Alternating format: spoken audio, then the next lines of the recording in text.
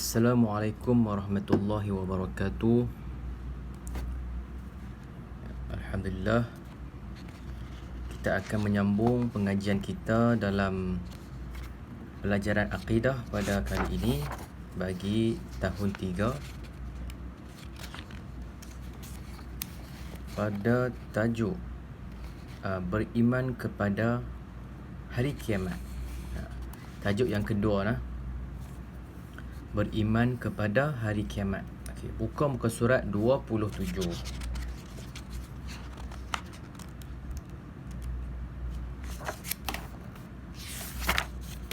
Okey, kita tengok pelajaran 2, beriman kepada hari kiamat.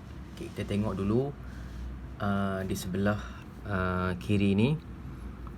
Pada akhir pelajaran ini, murid dapat menyatakan pengertian beriman kepada hari kiamat. Kita akan dapat menyatakan pengertian beriman kepada hari kiamat. Kemudian menyatakan hukum beriman kepada hari kiamat. Apakah hukum untuk kita beriman kepada hari kiamat? Yang ketiganya adalah menghafaz dalil naqli beriman kepada hari kiamat dan maksudnya. Kita akan dapat menghafaz dalil naqli dan maksudnya. Dalil bahawa kenapa kita perlu beriman kepada hari kiamat. Okey. Seterusnya adalah menulis sebab berlaku hari kiamat. Sebab berlakunya hari kiamat. Seterusnya adalah menyebut nama-nama lain bagi hari kiamat. Selain daripada hari kiamat, dia ada lagi nama-nama lain. Selain hari kita panggil kiamat, ada nama lain lagi yang kita sebut. Okey. Semua kita boleh lihat muka surat 27. Tengok di atas tu. Baca dan fahami pengertian beriman kepada hari kiamat. Okey.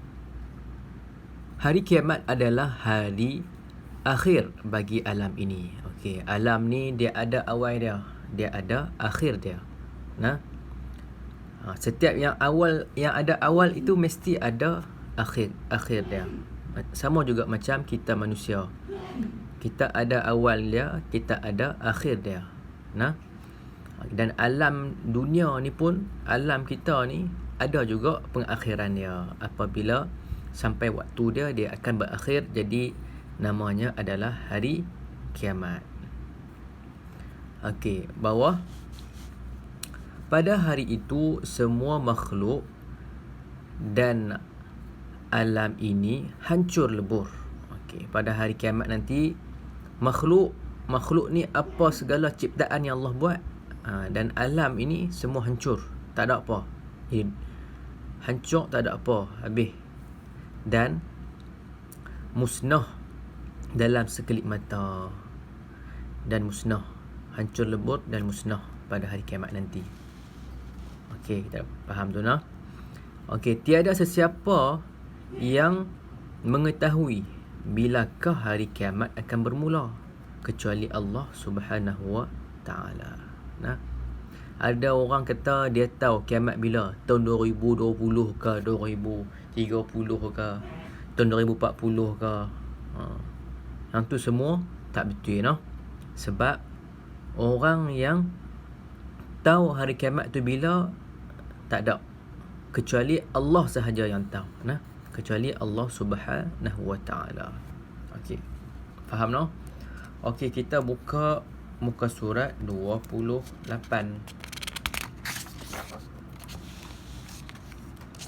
Okey. Ini adalah dalil naqli. Dalil naqli bahawa kita wajib ataupun kita mesti beriman kepada hari kiamat. Allah dah beritahu dah dalam Al-Quran bahawa hari kiamat itu wujud. Macam mana? Kita tengok surah Al-Zalzalah. Bismillahirrahmanirrahim. Idza zulzilatil ardu zilzalaha wa akhrajatil ardu athqalaha wa qala al-insanu ma laha يومئذ تحدث أخبارها بأن ربك أوحى لها يومئذ يصدر الناس أشتاتا ليروا أعمالهم فمن يعمل مثقال ذرة خيرا يره ومن يعمل مثقال ذرة شرا يره. Okey, surah Az-Zilzalah ada 8 ayat. Okey, semuanya. Tengok muka surat 29. Yang ni dia punya maksud dia. Maksud daripada surah Al-Zilzalah.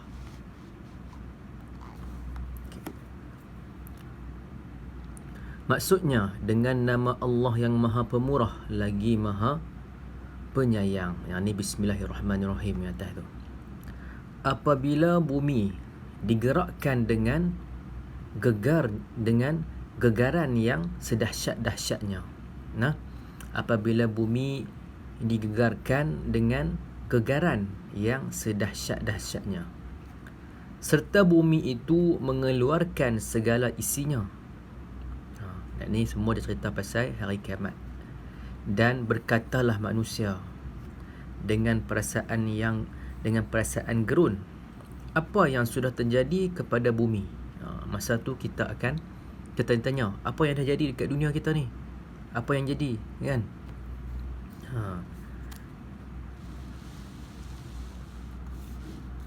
Seterusnya, pada hari itu bumi pun menceritakan khabar beritanya. Bumi pun masa tu dia cerita khabar berita dia bahawa Tuhanmu telah memerintahnya berlaku demikian. Tuhan yang suruh bumi ni bergegar. Tuhan yang memerintahkan semua tu. Pada hari kiamat nanti. Pada hari itu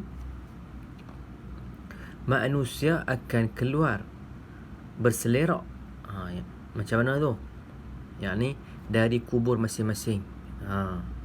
Pada hari itu dari kubur masing-masing manusia akan keluar berselerak. Untuk apa?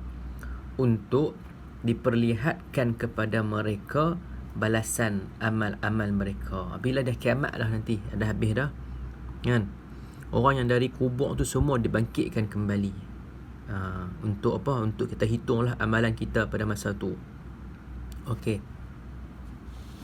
Seterusnya, maka sesiapa yang berbuat kebajikan sebesar zarah, sebesar zarah ni kecil lah, zarah ni sebesar zarah, pastinya akan dilihatnya dalam surat amalannya. Okay. Walaupun kita buat baik sikit saja, mesti kita akan dapat pahala. Ataupun kita buat sikit saja, kita akan dikira juga pada akhirat nanti. Okey, kalau kita buat jahat sikit pun akan dikira juga pada akhirat nanti. Dan sesiapa yang berbuat kejahatan sebesar zarah pastinya akan dilihatnya. Okey, dalam surat amalan. Okey. Ini adalah surah Zilzalah yang menceritakan tentang hari kiamat. Nah, apabila tiba hari kiamat nanti, dunia kita ni akan bergegar. Orang semua pakat takut habis, siapa bergerak kan. Kemudian dah selesai dah semua, orang yang dalam kubur dibangkitkan semula. Dibangkitkan, kemudian akan dihitungkan amalan-amalan kita. Nah, kalau dia buat banyak jahat ke, dia buat banyak baik ke, dia akan dihitung, akan dikira banyak mana. Itu adalah dalil yang mengatakan bahawa kita mesti beriman kepada hari kiamat. Okey, setakat itu sahaja dulu pelajaran kita pada hari ini. InsyaAllah kita akan sambung pelajaran kita untuk muka surat 30, iaitu maksud beriman kepada hari kiamat. Okey, no? Assalamualaikum warahmatullahi wabarakatuh.